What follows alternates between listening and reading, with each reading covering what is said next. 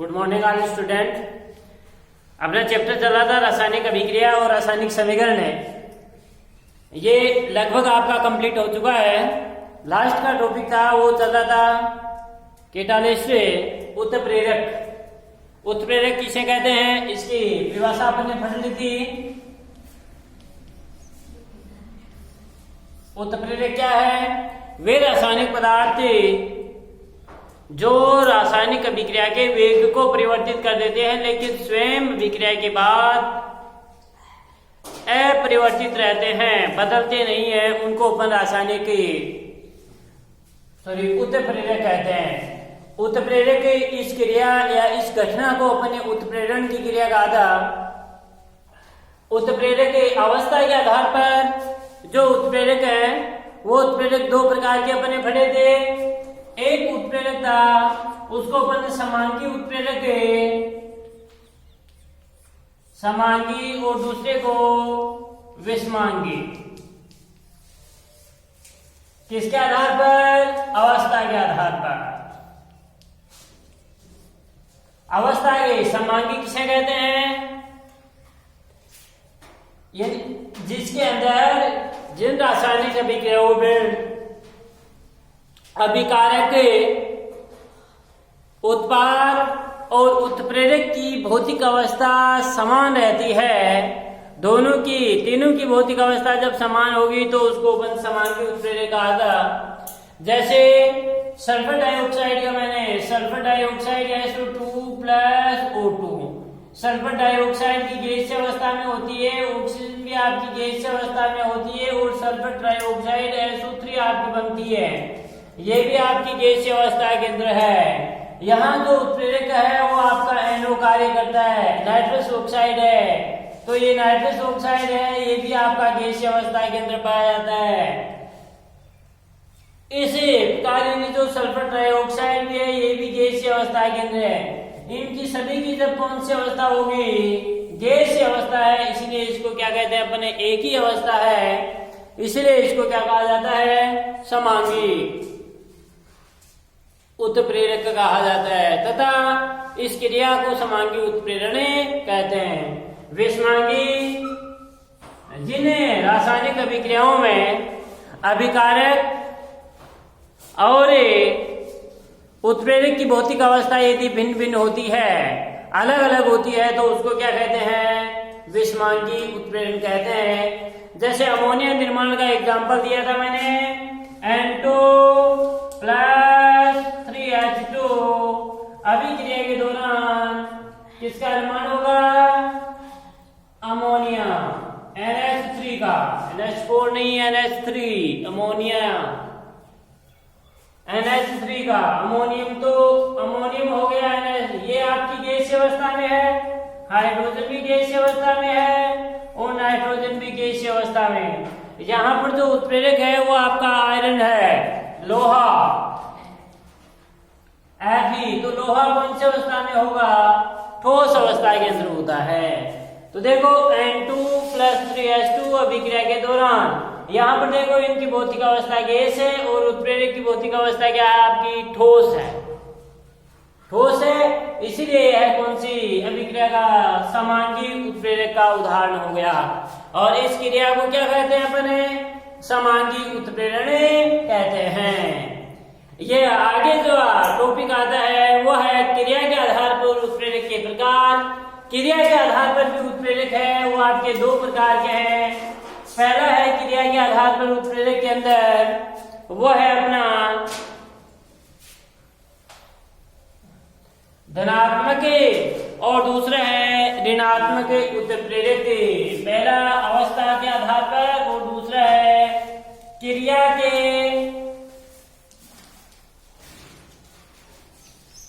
आधार पर उत्प्रेरक के प्रकार। क्रिया के आधार पर उत्प्रेरक के प्रकार। क्रिया के आधार पर उत्प्रेरक है वो आपके निम्न दो प्रकार के होते हैं। क्रिया के आधार पर उत्प्रेरक कितने प्रकार के हैं बेटे? दो प्रकार के हैं। कितने प्रकार के? दो प्रकार की, पहला है आपका धनात्मक उत्प्रेरक और दूसरा है ऋणात्मक उत्प्रेरक। धनात्मक नामी है, धन का मतलब वृद्धि करते हैं। धनात्मक उत्प्रेरक से कहते हैं वह जब रासायनिक अभिक्रिया के वेग को बढ़ाने वाले उत्प्रेरक धनात्मक उत्प्रेरक कहलाते हैं। अर्थात वह उत्प्रेरक जो रासायनिक अभिक्रिया के वेग को बढ़ाते हैं धनात्मक उत्प्रेरक कहलाते हैं। दो प्रकार के हैं। फर्स्ट है धनात्मक उत्प्रेरक, धनात्मक उत्प्रेरक।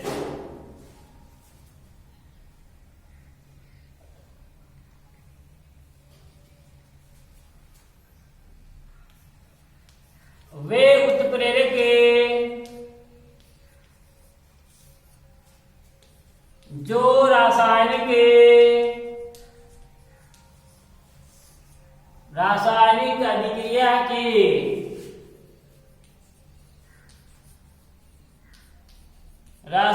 अभिक्रिया की वेग को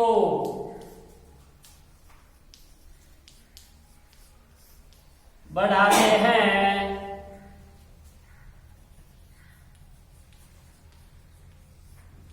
धनात्मक उत्प्रेरक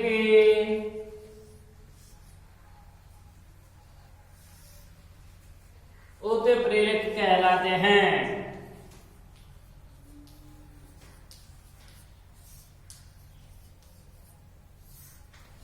वे उत्प्रेरक या वे रासायनिक पदार्थ जो अभिक्रिया के वेग को बढ़ाने का कार्य करते हैं, बढ़ाते हैं, क्या कहलाते हैं? धनात्मक उत्प्रेरक कहलाते हैं। फॉर एग्जाम्पल जैसे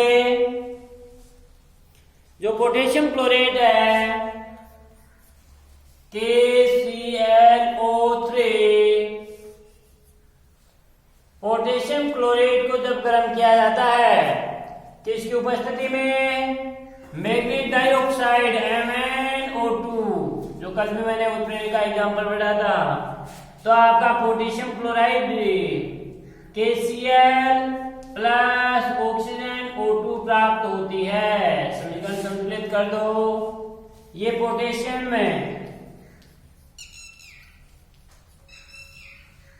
क्लोराइड है। जैसे इसको गर्म किया जाता है तो पोटेशियम क्लोराइड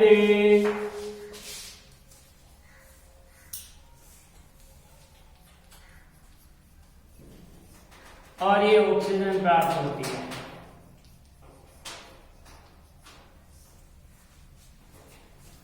यहां देखो बेटे, जो MnO2 है, ये MnO2 धनात्मक उत्प्रेरक का कार्य करता है, क्योंकि जैसे अभिक्रिया तो होगी, पोटेशियम जो क्लोराइड है उसको जब अपन गर्म करेंगे, गर्म करने पर KCl और ऑक्सीजन प्राप्त होती है। लेकिन जब पोटेशियम क्लोराइड को अपन अधिक टेम्परेचर के ऊपर गर्म करेंगे तब आपका KCl और ऑक्सीजन प्राप्त होगा। यदि उसके अंदर थोड़ी मात्रा अपने किसकी डाल दी, MnO2 की डाल दी, मैग्नीज डाइऑक्साइड की उसके अंदर थोड़ी भी मात्रा यदि अपन डाल देते हैं तो उसके बाद में यह अभिक्रिया कम टेम्परेचर के ऊपर ही आपके संपन्न हो जाती है, और कम टेम्परेचर के ऊपर ही संपन्न होकर के आपकी पोटेशियम क्लोराइड और ऑक्सीजन का निर्माण होता है। तो इस प्रकार की अभिक्रिया है। इस प्रकार की मैग्नीज डाइऑक्साइड है, ये किसका कार्य कर रहा है? अभिक्रिया के वेग को बढ़ाया ना भाई, बढ़ाया तभी तो शीघ्रता के साथ अभिक्रिया हो गई। तो MnO2 किसका कार्य कर रहा है? धनात्मक उत्प्रेरक का कार्य कर रहा है। किसका कार्य कर रहा है? धनात्मक उत्प्रेरक का कार्य करता है। इसी प्रकार से जैसे सल्फर क्या है? डाइऑक्साइड ऊपर भी आ गया अपना, sulphur dioxide SO2 plus oxygen के साथ अभिक्रिया करेगा, अभिक्रिया करके सल्फर ट्राइऑक्साइड का निर्माण करेगा। SO3। यहां जो नाइट्रस ऑक्साइड है, कौन सा है? नाइट्रस ऑक्साइड है। समीकरण संतुलित कर दो। ऑक्सीजन के कितने हैं यहाँ पर? 3। यहाँ कितने हैं? 2।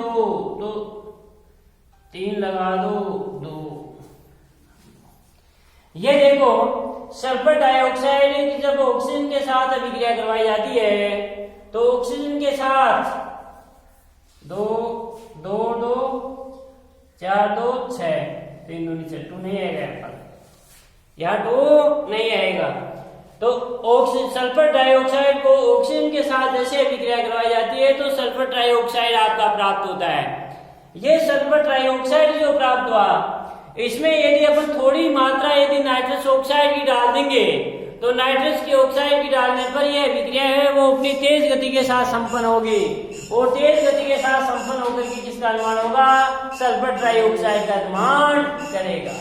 तो इस प्रकार की अभिक्रिया कौन सी अभिक्रिया, कौन सा उत्प्रेरक का उदाहरण है? यानी ये NO है, वो क्या है? धनात्मक उत्प्रेरक है। NO क्या है? धनात्मक उत्प्रेरक का कार्य करता है।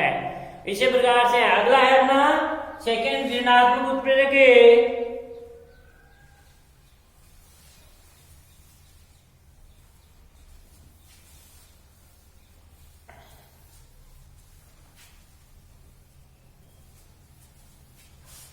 ऋणात्मक उत्प्रेरक यानी वे उत्प्रेरक या वे रासायनिक पदार्थ जो अभिक्रिया के वेग को क्या कर देते हैं? कम कर देते हैं। जो क्या करते हैं? कम कर देते हैं, ऋणात्मक उत्प्रेरक कहलाते हैं।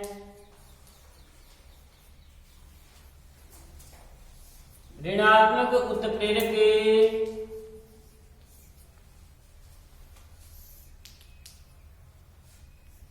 वे उत्प्रेरक जो रासायनिक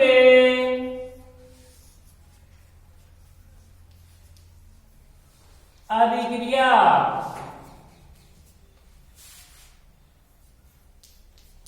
के वेग को कम कर देते हैं, कम कर देते हैं, ऋणात्मक उत्प्रेरक कहलाते हैं।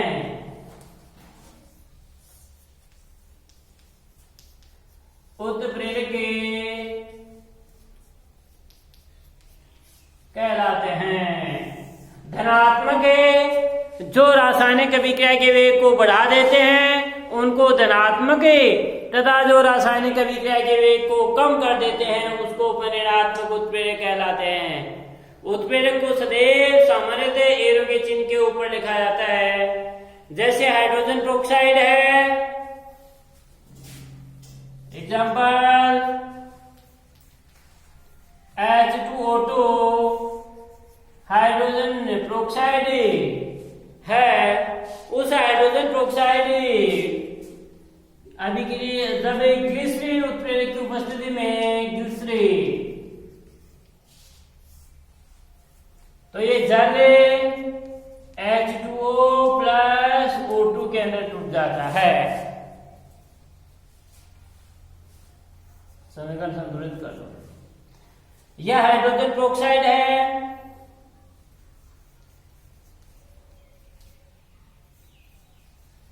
हाइड्रोजन पेरोक्साइड ये क्या है? जल है, और ये क्या है? O2। लेकिन ये जो ग्लिसरीन है या हाइड्रोजन पेरोक्साइड जो इनके अंदर इसका अपघटन होता है तो किसकी उपस्थिति में? ग्लिसरीन की उपस्थिति में ग्लिसरीन क्या कर देता है? इस अभिक्रिया के वेग को कम करेगा। यदि ग्लिसरीन अपन नहीं डालेंगे तो अभिक्रिया तीव्र गति के साथ होगी, लेकिन इसके अंदर यदि ग्लिसरीन अपन ने डाल दी 1-2 बूंद तो उसके बाद में अभिक्रिया है वो आपकी धीमी गति से संपन्न होगी। यदि वहां पर तो देखो अपने नाइट्रस ऑक्साइड था, वो तो अभिक्रिया के वेग को बढ़ा रहा था, और यहाँ पर ग्लिसरीन है, ये अभिक्रिया के वेग को क्या करता है? कम कर रहा है। यदि ऋणात्मक उत्प्रेरक का कार्य करता है। तो यह आपका ऋणात्मक उत्प्रेरक का एग्जाम्पल है।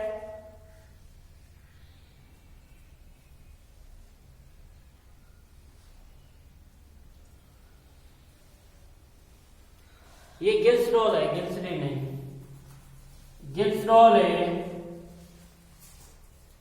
गिल्सरॉल मिलाने पर तो ये गिल्सरॉल है, ये किसका कार्य कर रहा है?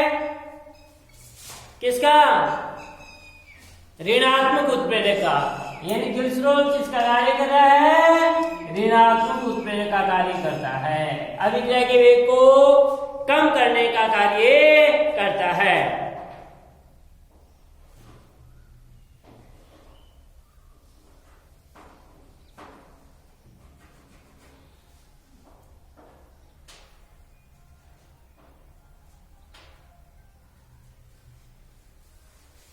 अगला है जैसे क्लोरोफॉर्म है, अगला एग्जांपल, क्लोरोफॉर्म में CHCl3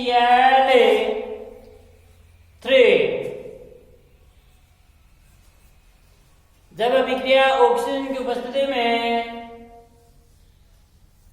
अभिक्रिया करवाई जाती है तो अभिक्रिया के दौरान आपका फोस्फीन गैस प्राप्त होती है COCl2, फोस्फीन गैस, और आपकी HCl प्राप्त होता है, हाइड्रोक्लोरिक अम्ल प्राप्त होता है।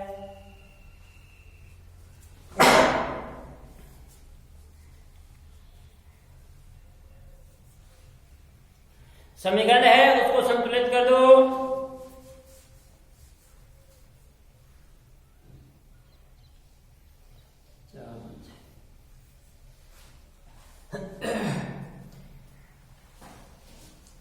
यह आपका क्लोरोफॉर्म है।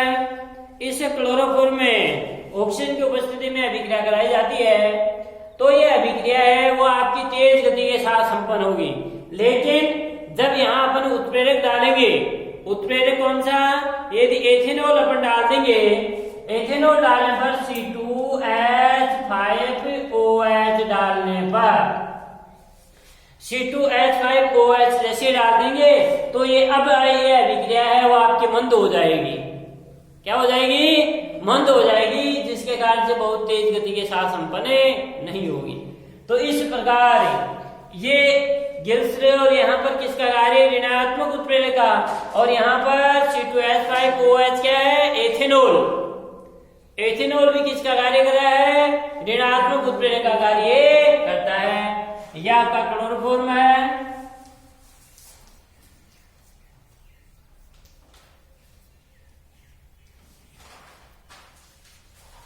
क्लोरोफॉर्म में ऑक्सीजन के साथ तो ये फोस्फीन गैस प्राप्त होती है, हंसने वाली गैस।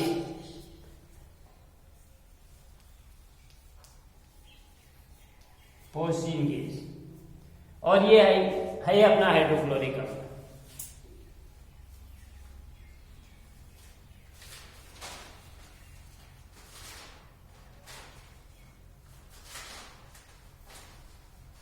ये क्रिया के आधार पर जो उत्प्रेरक है, ये अपना पहला है आपका ऋणात्मक उत्प्रेरक, धनात्मक उत्प्रेरक, दूसरा ऋणात्मक उत्प्रेरक, और तीसरा देखो ये दो और हैं। ये भी वैसे क्रिया के आधार के ऊपर ही हैं। वैसे अपन इसको ऐसे भी कह सकते हैं कि क्रिया के आधार पर ये कितने हैं?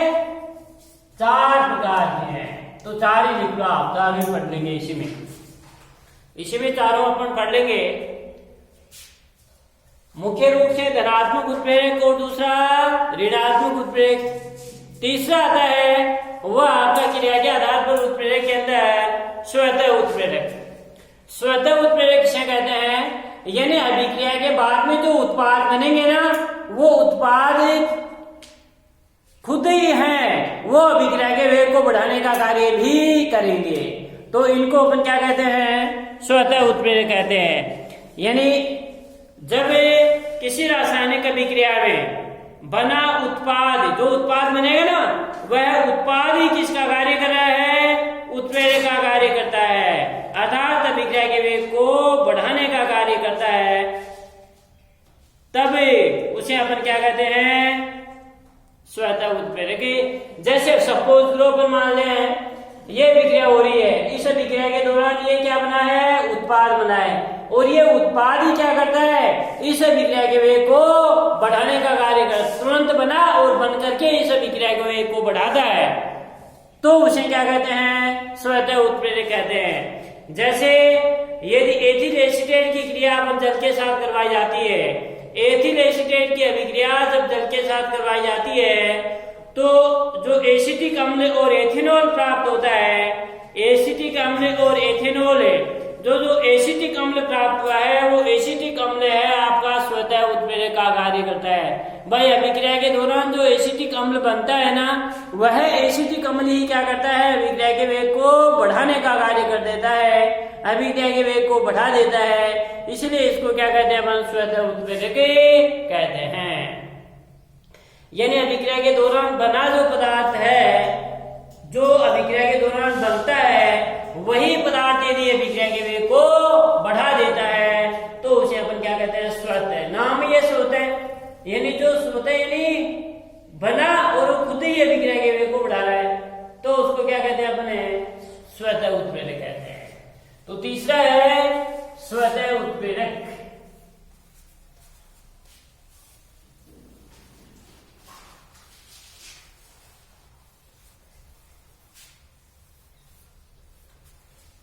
स्वतः उत्प्रेरक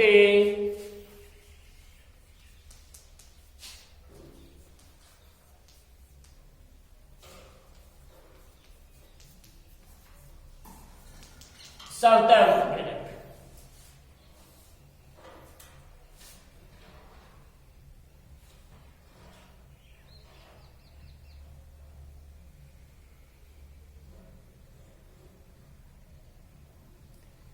जब किसी रासायनिक अभिक्रिया में,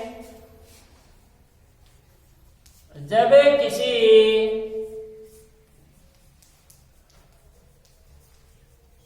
रासायनिक अभिक्रिया में, जो रासायनिक अभिक्रिया है उस रासायनिक अभिक्रिया में बना उत्पाद, बना उत्पाद स्वयं ही अभिक्रिया के वेग को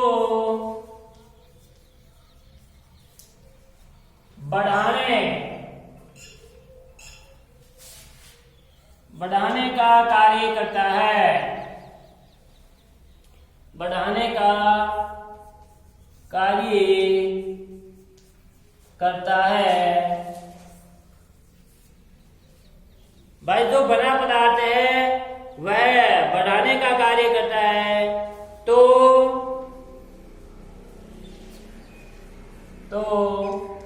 इस उत्पाद को ही स्वतः उत्प्रेरक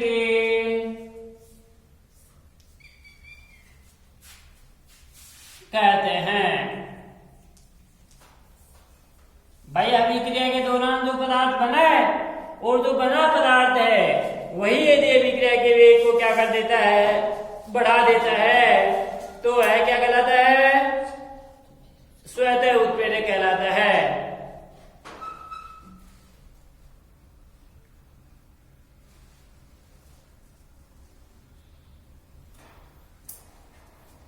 जैसे फॉर एग्जाम्पल है, अभी मैंने बताया था ethyl acetate CH3COOC2H5, ethyl acetate की अभिक्रिया जब जल के साथ कराई जाती है, H2O के साथ कराई जाती है, तो आपका एक तो एसिटिक अम्ल बनेगा और दूसरा एथेनॉल बनेगा। CH3COOH एसिटिक अम्ल प्लस C2H5 H5OH एथिनोल या एथिल एल्कोहल। ये जो एथिल एसीटेट बना है, ये एथिल एसीटेट एथिल एसीटेट की क्रिया जब किसके साथ कराई जाती है? जल के साथ। एसीटेट ये जल है, तो ये आपका क्या पड़ता है? एसिटिक अम्ल। एसिटिक अम्ल और ये एथिनोल का यह अभिक्रिया में, इधर ध्यान दो, इस अभिक्रिया में जब थोड़ी सी मात्रा एसिटिक अम्ल की बन जाती है, थोड़ी सी मात्रा एसिटिक अम्ल के बनने के बाद में यह एसिटिक अम्ल है, यह एसिटिक अम्ल ही अभिक्रिया के वेग को बढ़ा देता है। इसलिए इस एसिटिक अम्ल को अपन किसका क्या कहते हैं? स्वतः उत्प्रेरक। तो स्वतः उत्प्रेरक क्या है? स्वतः उत्प्रेरक एसिटिक अम्ल है।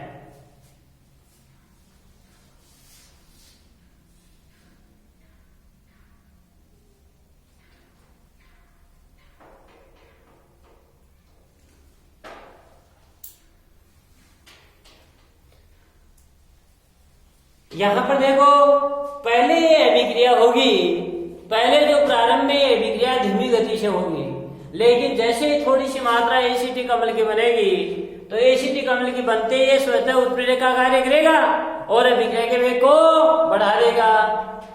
इसलिए इसको क्या कहते हैं अपन? स्वतः उत्प्रेरक कहते हैं।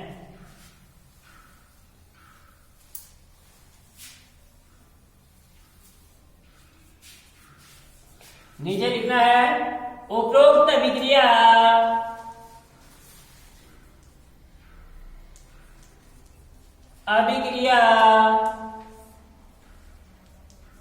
प्रारंभ में धीमी गति से होती है, लेकिन जब थोड़ी मात्रा एसिटिक अम्ल भाई थोड़ी भी यदि बन जाती है, एसिटिक अम्ल की बनने के बाद यह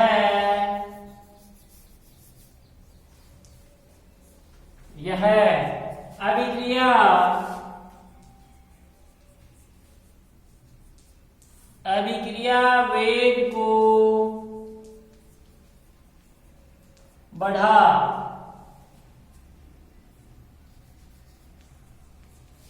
देता है। अतः एसिटिक अम्ल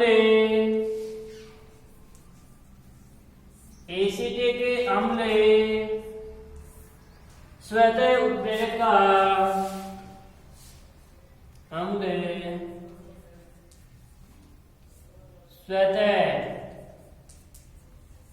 उत्प्रेरक का कार्य करता है।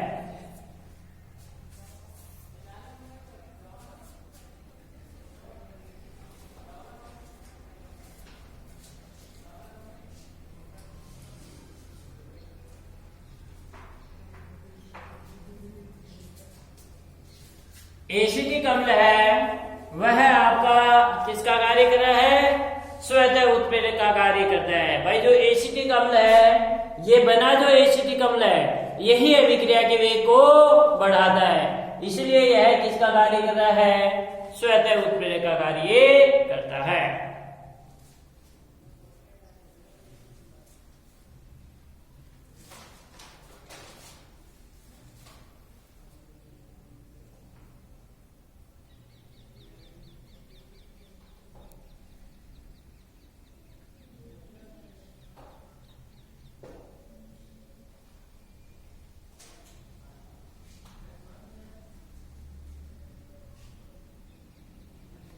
चौथा है वह आपका जैव उत्प्रेरक। पहला धनात्मक उत्प्रेरक क्रिया के आधार पर, दूसरा ऋणात्मक उत्प्रेरक। मुख्य रूप से दो है, इनमें से क्वेश्चन आपका पूछा जाता है कि ऋणात्मक उत्प्रेरक का उदाहरण लिखिए, धनात्मक उत्प्रेरक का उदाहरण लिखिए। तीसरा है स्वतः उत्प्रेरक और चौथा है जैव उत्प्रेरक, यानी वे उत्प्रेरक या वे पदार्थ जो जैव रासायनिक अभिक्रियाओं के वेग को बढ़ाने का कार्य करते हैं, जैव उत्प्रेरक कहलाते हैं।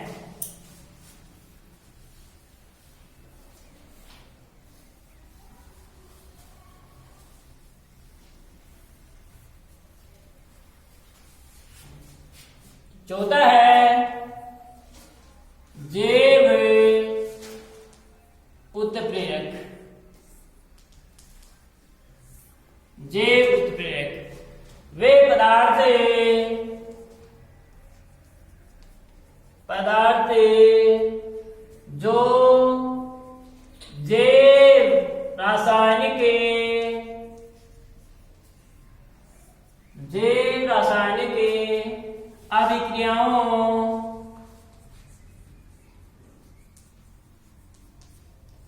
अभिक्रियाओं के वेग को बढ़ाते हैं। जैव उत्प्रेरक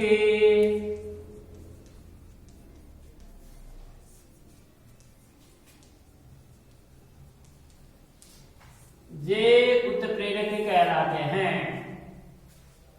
जैसे फॉर एग्जाम्पल है मेरे, आपका यूरिया है।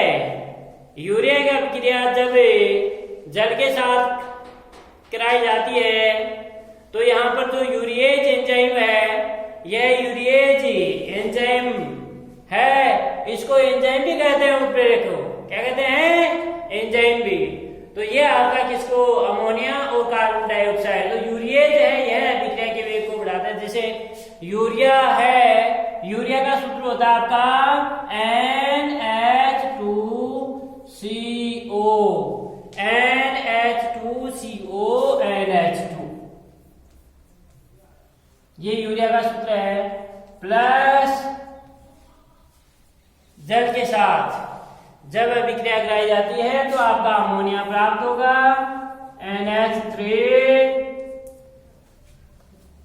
और कार्बन डाइऑक्साइड CO2 प्राप्त होगी।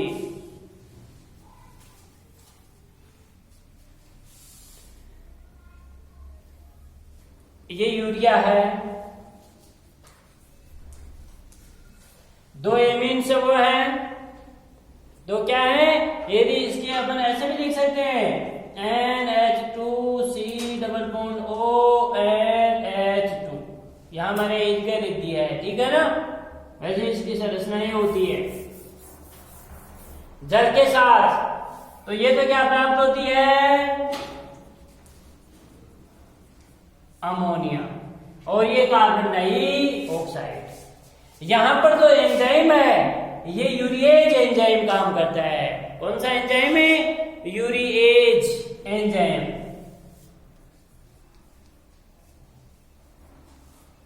यूरिएज एंजाइम, ये यूरिएज एंजाइम अभिक्रिया के वेग को बढ़ा देता है।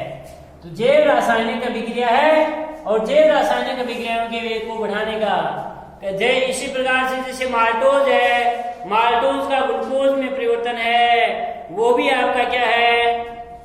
एक जैव रासायनिक अभिक्रिया का उदाहरण है। माल्टोज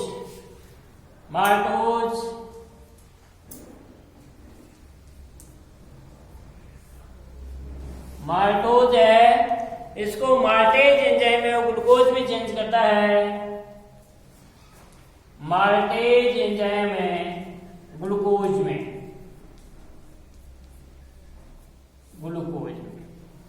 तो ये किसका उदाहरण है? जैव उत्प्रेरक का। भाई ये जैव रासायनिक अभिक्रिया है, ये अपने शरीर के अंदर होने वाली अभिक्रिया हैं। इसलिए इसको जैविक क्रियाओं के अंदर काम में आने वाली अभिक्रियाएं हैं। जैव रासायनिक अभिक्रिया के वेग को बढ़ाने का कार्य करते हैं तो उसको अपन क्या कहते हैं? जैव उत्प्रेरक कहते हैं। यहां पर यूरिया है, यूरिएज एंजाइम है, वह आपका अभिक्रिया के वेग को बढ़ाता है। माल्टोज को ग्लूकोज में चेंज करने का कार्य कौन करता है? माल्टेज एंजाइम करता है। माल्टेज एंजाइम की उपस्थिति में आपका क्या बनेगा? ग्लूकोज बनेगा। ये था अपना क्रिया के आधार पर उत्प्रेरक के प्रकार। कितने प्रकार पढ़े? पहला अपना धनात्मक उत्प्रेरक, दूसरा ऋणात्मक उत्प्रेरक, तीसरा स्वतः उत्प्रेरक और चौथा जैव उत्प्रेरक।